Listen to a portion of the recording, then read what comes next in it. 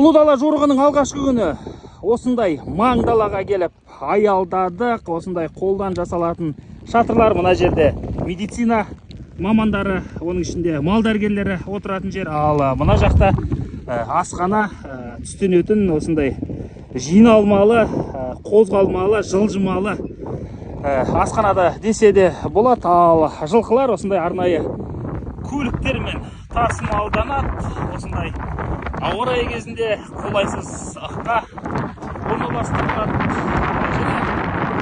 Қазір бірер минуттан кейін кезекті жарыс жолына шығады. Яғни тағы да 50 шақырымды бағындыруы керек. Бас аяғы бір күнде 100 шақырымнан жүріп өтеді. Осылай 5 күнде 500 шақырымды бағындырып, осы Ботай қорығынан басталған, осы солтүстік Қазақстан облысы Айыртау ауданынан басталған жорық Астанада мәресіне жетуі